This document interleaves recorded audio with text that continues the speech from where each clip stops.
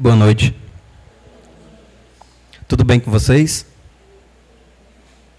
Que a paz do nosso Mestre Jesus estejam com todos.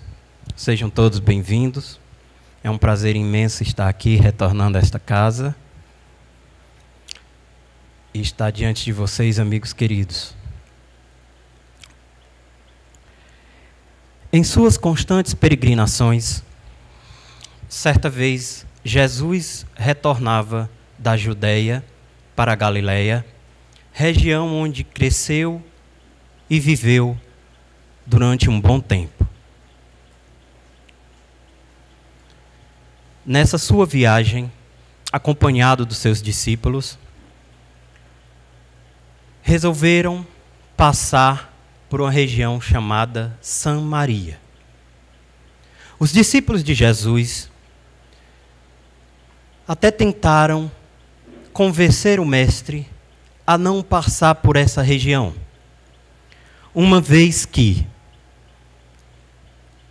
existia uma rivalidade racial, social e política entre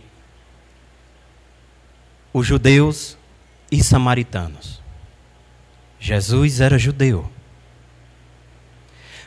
Mas, sem conseguir convencer Jesus, o mestre resolveu então passar por Samaria. E mais que isso, resolveu parar para descansar, mais propriamente na cidade de Sicar, para desespero de alguns dos discípulos, que temiam que algum incidente pudesse ocorrer com os samaritanos. Narra-nos o Evangelho de João que por volta do meio-dia, Jesus e seus discípulos se aproximaram do poço de Jacó.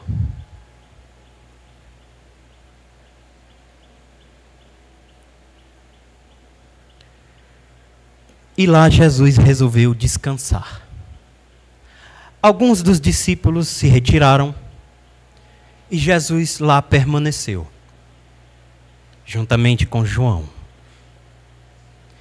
Eis que se aproxima uma mulher samaritana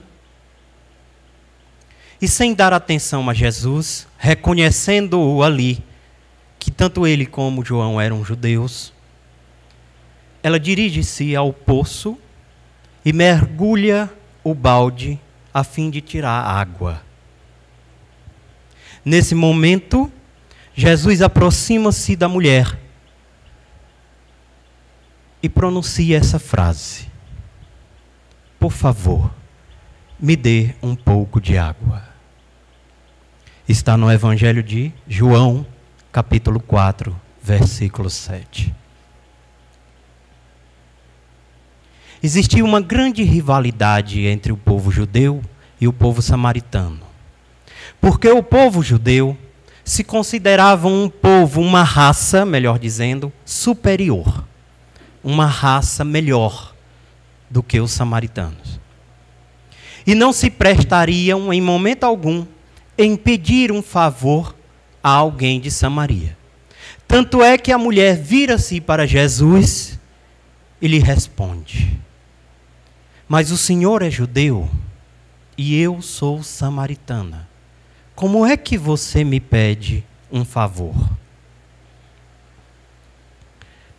Mas é justamente aí que entra a intenção de Jesus em se aproximar da mulher samaritana. Por quê? Porque ao pedir um copo d'água e aproximar-se da mulher de maneira humilde, Jesus nos mostra que todos nós somos irmãos. Jesus tenta nos passar, através desta conversa, desta passagem, que não há diferenças de povos, de raças, de etnias. Somos todos irmãos, filhos de um mesmo Pai. Mais que isso, Jesus tenta quebrar o gelo do preconceito e da rivalidade que existia naquela época. Ao se aproximar e pedir o copo d'água a uma samaritana, Jesus demonstra que todos nós devemos sermos solidários. Daí o título da palestra de hoje: Solidariedade e Amor. Não existiria um meio mais simples. Você já imaginou? Você está há horas caminhando e de repente você para numa casa simples. Você está com sede. E o dono da casa vem, ou a dona da casa vem, e evidentemente você, da maneira mais humilde, vai pedir um copo de água. Jesus não tinha sede somente física. Por trás da intenção de beber a água, Jesus nos convida a oferecer a água da nossa solidariedade e do nosso amor.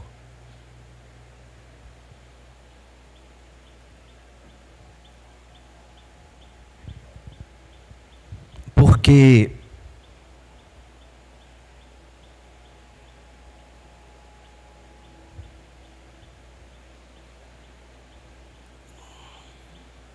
Beth, esse bichinho é assim mesmo?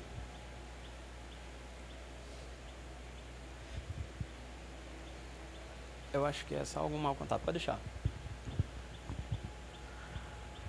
Porque, como nos diz o teólogo e jornalista espanhol Juan Arias, a grande meta de Jesus se traduz hoje na ideia moderna de solidariedade, um mundo sem violência, ódio, inveja e vingança.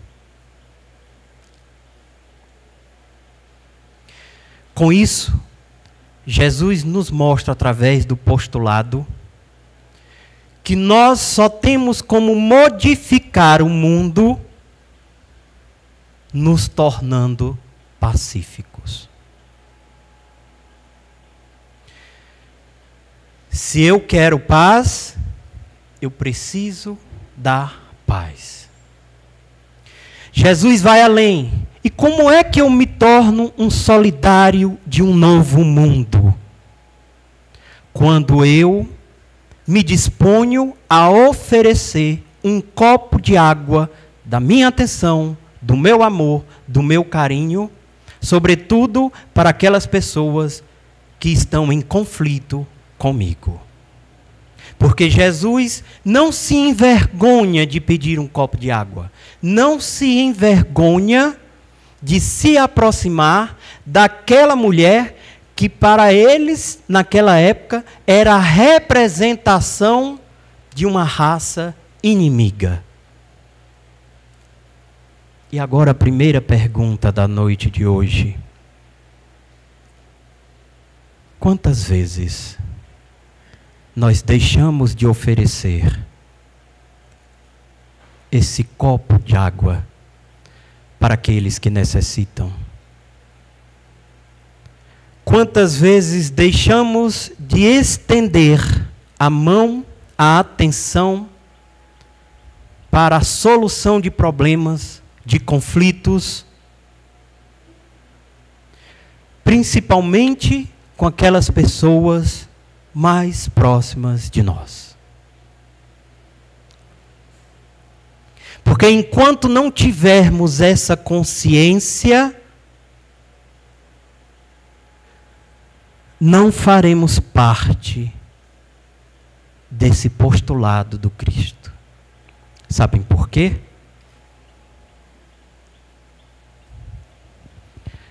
Não por outra razão, no Sermão da Montanha, Jesus disse: bem-aventurados os mansos, ou seja, felizes os mansos, porque eles herdarão a terra.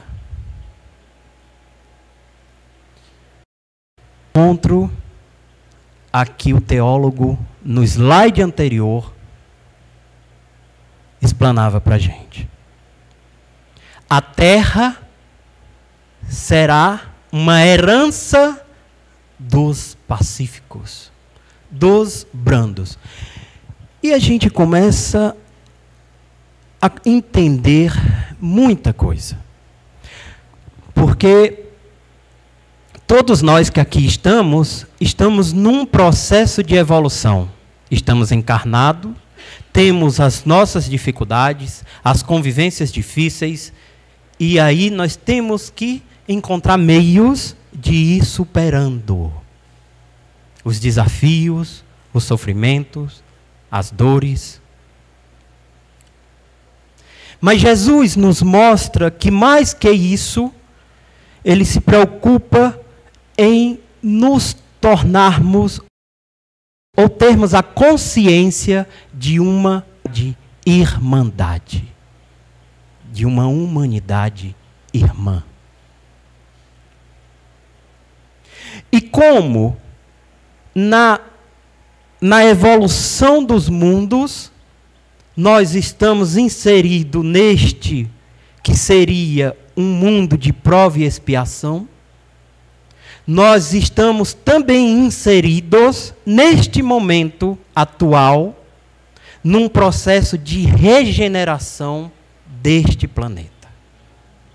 Então nós temos planetas inferiores, planeta de prova e expiação, planeta de regeneração, mundos felizes e mundos angelicais. Nós estamos no segundo mundo. E aí Jesus nos orienta através do Sermão da Montanha que este planeta tem uma tendência a evoluir. E ele espera que nós contribuímos com essa evolução. Nós estamos inseridos num processo que já iniciou-se, que vai ganhar uma conotação maior a partir da próxima década, que é essa mudança em que o planeta irá passar de mundo de provas e expiação para mundo de regeneração. Então as mudanças no planeta estão eclodindo, já estão aí. Mas só terão a oportunidade de reencarnar no planeta Terra aqueles que já estiverem em sintonia com as mensagens do Cristo. Bem-aventurados os mansos, porque herdarão, voltarão à terra. E aí a gente começa a refletir. Como é que eu estou? Eu sou solidário? Eu tenho compaixão? Eu distribuo amor? Eu sou generoso? Eu sou caridoso? Eu me preocupo com o meu próximo? Eu auxilio o meu próximo? Porque todas essas coisas Jesus fazia e nos orientou a fazer, dando-nos o livre-arbítrio, mas tendo a certeza de que Deus dá a cada um segundo as suas obras.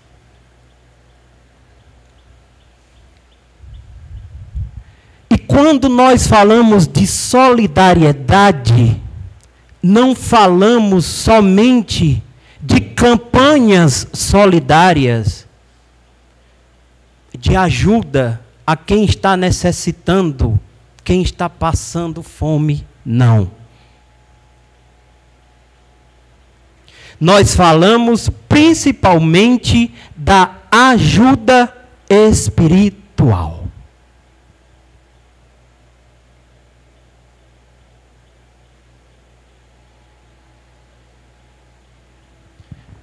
Que foi o que Jesus mais demonstrou para nós. Mas eu faço a caridade. Eu dou. Eu me envolvo nas campanhas solidárias. Tudo bem. Mas só isso será o suficiente?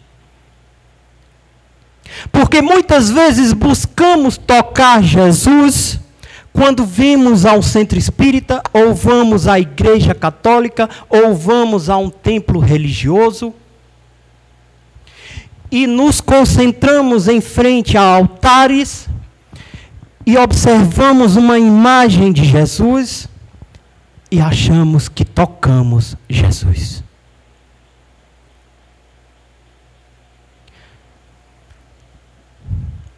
Jesus está a todo momento nos pedindo um copo de água.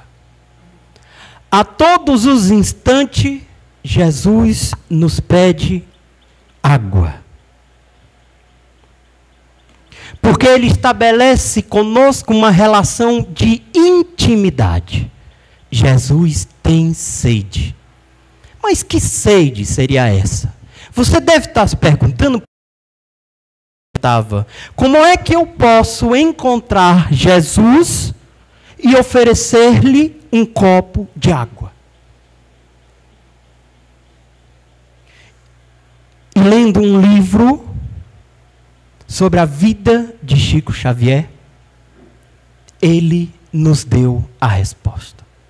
Porque em determinado momento, ele diz o seguinte: desde muito cedo, criança ainda, me dei conta da mediunidade. Fui levado a estudar e a desenvolvê-la. E durante muito tempo, perguntei aos amigos espirituais como seria Jesus. Como seria a face, a fisionomia do grande mestre. E os amigos espirituais lhe responderam: tu encontras Jesus e a sua face nas crianças desamparadas, naqueles desalojados, nos que estão sofrendo as dores do corpo e da alma, daqueles que necessitam do amparo, do consolo, de uma luz. Quantas vezes nós não encontramos, através desses que eu acabei de citar, Jesus na nossa frente, e simplesmente viramos o rosto para Ele.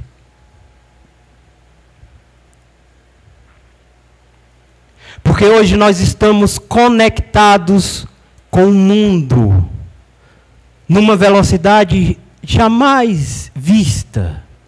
A internet nos proporciona isso.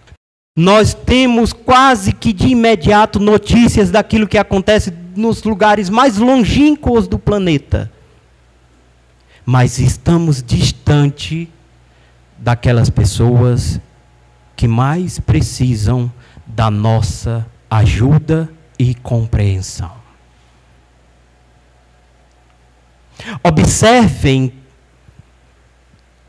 que no capítulo 6 do Evangelho segundo o Espiritismo, eu falei aqui de internet, modernidade, avanço, tecnologia.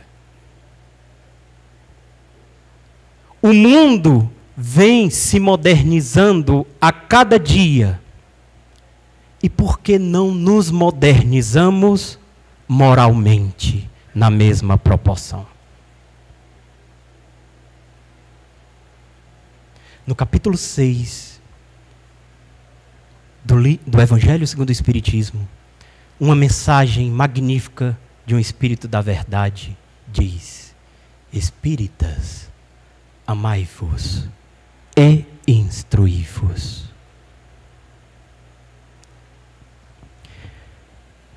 Jesus está conosco porque Ele estabelece uma relação de amizade.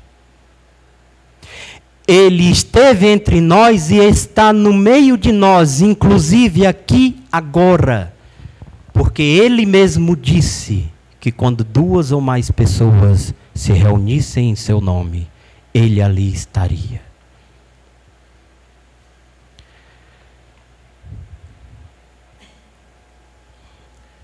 Olha aí o que eu estava tentando falar. Jesus se esconde na face dos sofredores e está esperando um pouco de água que lhe possamos oferecer. Tocamos Jesus quando lhe saciamos a sede na pessoa de alguém do corpo e da alma. José Carlos de Luca.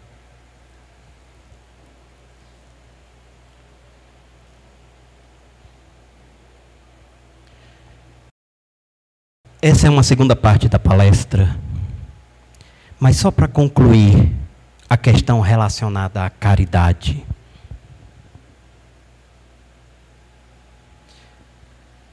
O conceito que nós temos de sermos caridosos. Porque a todos os instantes, em todas as mensagens, inclusive deixada por Francisco de Assis, que aqui é escolhido como padroeiro, na sua famosa oração da paz diz: é mais bem-aventurado dar para depois receber. Que eu possa consolar para ser consolado. A caridade está justamente nesse processo de compreender, de aceitar. E hoje nós vivemos num mundo onde existe um processo de intolerância que talvez tenha atingido a sua culminância. As pessoas não se respeitam. E criam problemas e mais problemas que até então não existiam, para irem diferenciando as pessoas umas das outras, como ideologia de gênero, homofobia, questões ligadas ao homossexualismo. Porque agora estão dizendo o sexo masculino do feminino.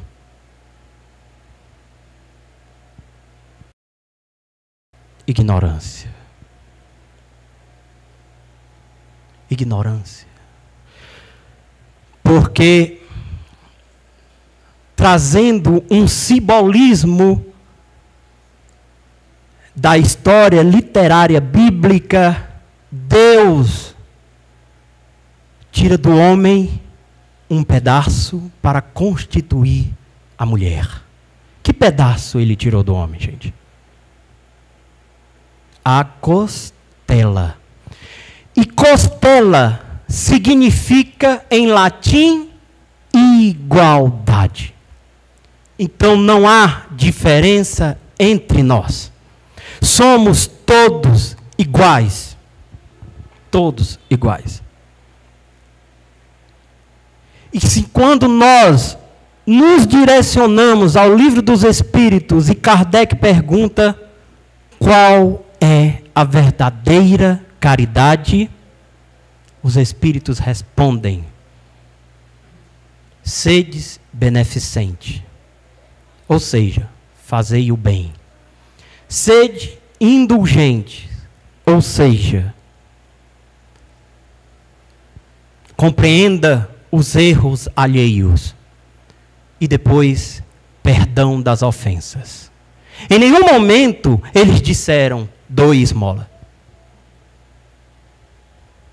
Em nenhum momento. E Jesus faz isso com a mulher. Compreende as dificuldades ainda criadas entre os povos, que geram conflitos. Faz o bem, aproxima-se e perdoa. Tanto é que no final ele diz a João e a mulher: depois de um diálogo rico de bênçãos, ele é capaz de oferecer de uma água, de um poço, que jamais se extingue, que jamais cessa e que nos leva à eternidade.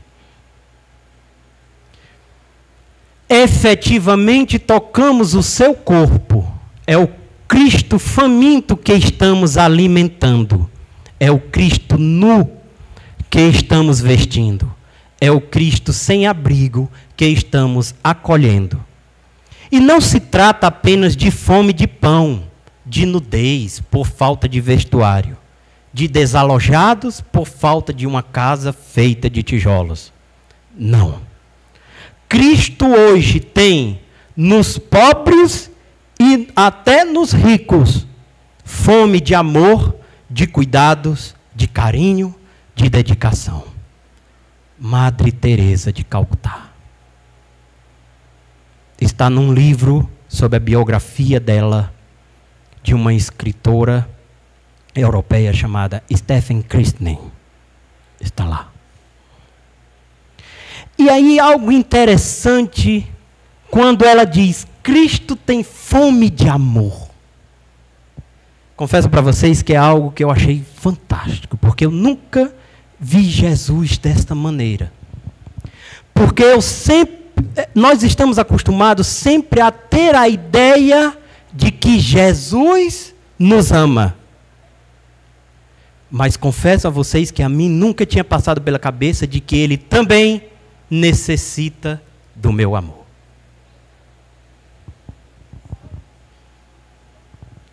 Interessante. Mas por quê? Porque quando Jesus, mesmo sendo o Espírito mais elevado que já pisou na terra, quando Ele veio e habitou e esteve entre nós, Ele veio como? Como um ser humano. E nós somos o quê? Seres humanos. Jesus se intitula como mestre, como irmão, como professor. Porque nós também estamos muito acostumados a ligarmos a nossa percepção, ideia de um Jesus Salvador. Somente Salvador. Que cura, que salva. E Ele mesmo veio nos demonstrar que era o Filho de Deus. E nós somos o quê? Filhos de Deus. Existia diferença de Jesus para nós? Tirando a sua elevação moral? Não. Jesus foi um igual a nós. Que sofreu, que teve alegrias, que teve uma infância, que brincou, que se educou, que chorou a morte do amigo Lázaro, que sentiu medo, que foi traído, e no momento ápice da crucificação, sentiu-se abandonado. Nós não temos esses mesmos sentimentos, não, nas nossas vidas? Nós não passamos por decepções, não somos frustrados, decepções, não somos traídos, não somos deixados de lado. Muitas vezes achamos que nos faltam com consideração. Nós também não fazemos o mesmo. A diferença é que Jesus não fazia o mesmo. Jesus pagava o mal com o bem. E sendo humano como Jesus foi, Ele também carecia de cuidados, de carinho e de amor. Então, da mesma forma que Ele nos deu e dá amor, Ele espera que nós doemos amor. E observe num comparativo, para ser mais fácil entender, num relacionamento que não há amor, reciprocidade de amor, vai para frente? Em algum momento ele para, ele trava. Porque este amor verdadeiro, ele é uma via de mão dupla. Ele vai, mas ele volta. Quanto à vinda do amor de Jesus e de Deus, nosso Pai, para nós não temos dúvida. Agora, da nossa parte para com Ele, aí o bicho pega. Eu vou fazer uma pergunta a vocês. Quem aqui ama Jesus? Levanta a mão. Unanimidade. Que bom. Como é que nós amamos Jesus? Aliás, eu acho que a maneira mais correta de se perguntar seria: de que maneira eu amo Jesus? Tanto é que tem uma passagem no Evangelho de João de rara beleza. Jesus, já em espírito desencarnado, aparece a Pedro e, conversando com Pedro, pergunta-lhe: Pedro, você me ama? E escuta de Pedro a seguinte resposta: sim, eu o amo. De imediato, Jesus repete a pergunta: você me ama? Obtendo de Pedro a mesma resposta: eu o amo. Como se não estivesse satisfeito, Jesus refaz a pergunta pela terceira vez: Pedro, você me ama? E pela terceira vez recebe a mesma resposta. Será que Jesus tinha dúvida? Ou a dúvida estava em Pedro? Por que Jesus insistiu por 3 vezes em fazer a mesma pergunta a Pedro?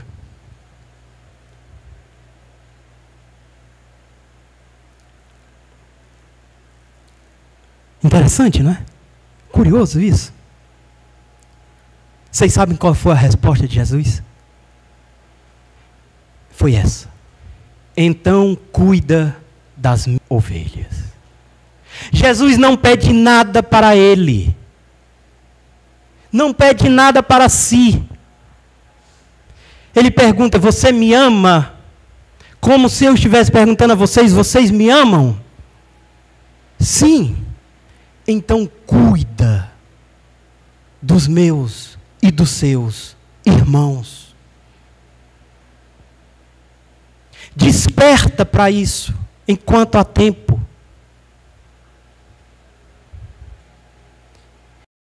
Entenda que assim como você, ele necessita de ajuda, de apoio. As pessoas erram, as pessoas se machucam, as pessoas cometem erros. Mas nós não estamos predestinados ao erro. Porque só continua errando quem quer. Porque no dia que você decide parar de errar e agir dentro de um mito de responsabilidade, fazendo ao outro aquilo que você gostaria que o outro lhe fizesse, você ama Jesus. Porque você está contribuindo e fazendo o que ele lhe pediu, o que ele lhe orientou. Mas mesmo depois de 2000 anos, ainda temos as nossas dificuldades de amar. Porque para amar, nós necessitamos perdoar. E o perdão é um exercício diário. Se nós ainda não estamos nessa condição, Porque sentimos raiva, e raiva é uma energia. O problema é quando nós transformamos essa energia em sentimento, ódio, mágoa, rancor. Aí se torna mais difícil. Porque quantas vezes nós vamos ter a capacidade de perceber a humildade que Jesus teve de chegar a uma pessoa, a um desafeto, oferecendo um copo d'água, quebrando o gelo, se aproximando, tentando reconciliar. Não. Ainda é difícil. Mas Jesus nos mostra o caminho. Quem teima somos nós. Não é ele. Ele tem uma certeza. O amor cobre uma multidão de pecados. A lei maior de Deus é o amor. Não o amor como nós estamos acostumados, mas um amor que transcende encarnações, que supera. O amor que nos mostra a dor, a compaixão, que nos sensibiliza. E sabe por que nós devemos nos sensibilizar? Está lá no Evangelho que a vossa mão esquerda não saiba o que dá a vossa mão direita. Para que nós não, porque quando nós não nos sensibilizamos com a dor e o sofrimento do outro, é para que nós não tenhamos a necessidade de passar pela mesma dor, pela mesma experiência. Cristo tem um caso de amor com a humanidade. Ele é o ordenador deste planeta, o governador. Jesus não tem apenas amor divino por nós, ele também nos ama em nível humano. Por isso também carece do nosso amor. Vocês querem um exemplo? Eu estou aqui hoje falando de Jesus, que é uma das coisas que mais preenche atualmente o meu ser. Agora, de que adianta eu falar sobre Jesus, dos seus ensinamentos morais? Aqui vocês vão... O Chonélio deu uma palestra, falou bonito, não sei o quê. E lá na minha casa eu ser um tirano. Eu não respeitar a minha família. Eu não respeitar o meu vizinho. Eu ser egoísta.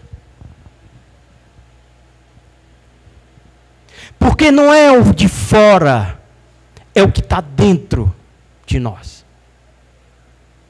Não é o que nós enxergamos lá fora. É o que nós pensamos, idealizamos e fazemos. É o que gera a nossa responsabilidade e o que contribui para a nossa evolução e maturidade espiritual. Eu fiz essa pergunta e já para a parte final,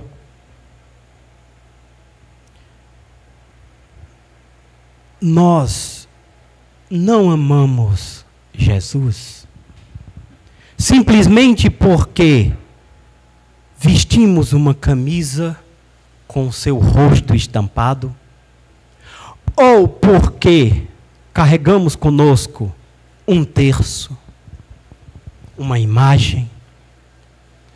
Não amamos Jesus porque eu estou diante da sua imagem e eu toco, beijo.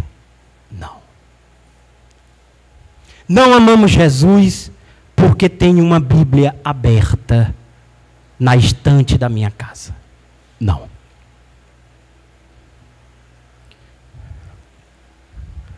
Mateus. Pois eu estava com fome e vocês me deram comida. Estava com sede e me deram água. Era estrangeiro e me receberam na sua casa. Estava sem roupa e me vestiram.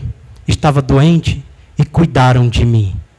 Estava na cadeia e foram me visitar. Quantas vezes despertamos o interesse de visitar alguém enfermo? Estender a mão, dar uma palavra amiga. Irmão, tenha fé, você vai superar isso. Quantas vezes nos dirigimos à cadeia para visitar aqueles marginalizados e que sofrem as piores humilhações no ambiente mais terrível e carregado possível que possa existir, um presídio. Quando vocês fizeram isso ao mais humilde dos meus irmãos, foi a mim que fizeram. Nós amamos Jesus quando fazemos o bem, quando auxiliamos o próximo, quando compreendemos o próximo, quando perdoamos as ofensas. Aí amamos Jesus. E estejam certos de uma coisa: a todo instante, Jesus estabelece oportunidades para nós demonstrarmos esse amor. E não tenha dúvida que nessa oportunidade Ele também vai virar para você e vai fazer a mesma pergunta: você me ama? Pensemos nisso. Que Jesus, nosso irmão maior, nos abençoe, hoje e sempre.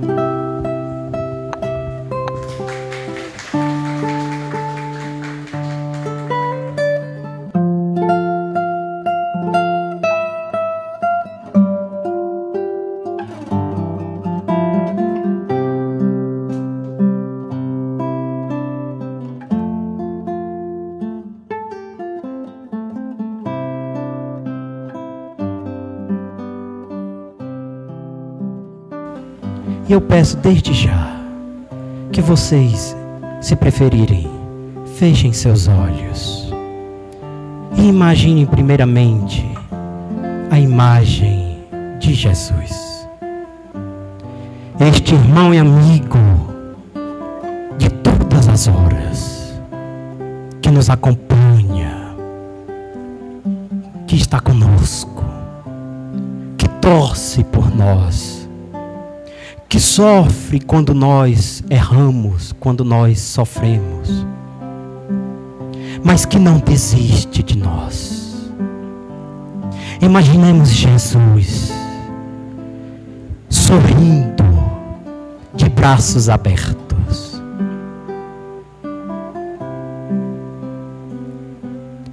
Em nossa direção, transmitindo todo o amor, toda a paz que nós necessitamos, que nós possamos sorrir também para Jesus, mesmo diante das dores, das angústias, das aflições que tantas vezes corroem as nossas horas, mas que nós possamos estender as mãos para Jesus, através da nossa fé, consolidando essa parceria no amor, na certeza de que tudo passa,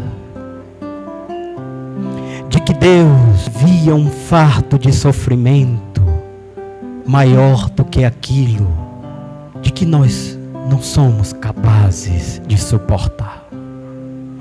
Jesus, nós te agradecemos.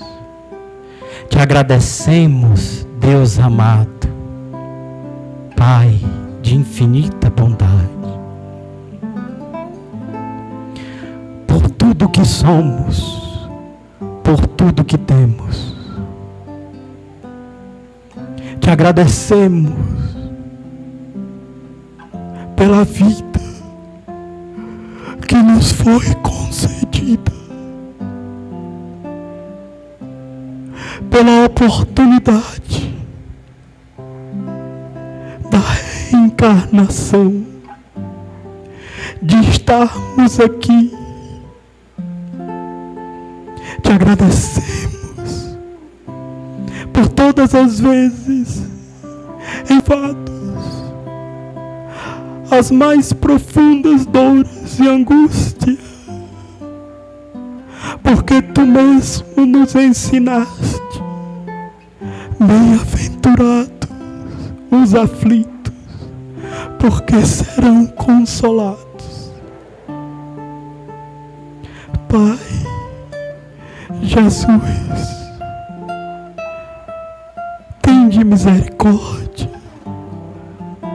de todos nós e esses irmãos que aqui estão, que assim como eu foram trazidos sob a tutela de irmã Carmélia, para que aqui também fizéssemos parte deste momento, que nós possamos levar para as nossas casas e para as nossas dimensões, onde nós já nos encontramos, o simbolismo e a essência do Teu amor, Jesus. Tu és a única verdade deste mundo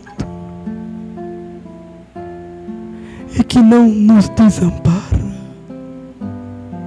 e a isso nós Te agradecemos, ó Pai. Obrigado.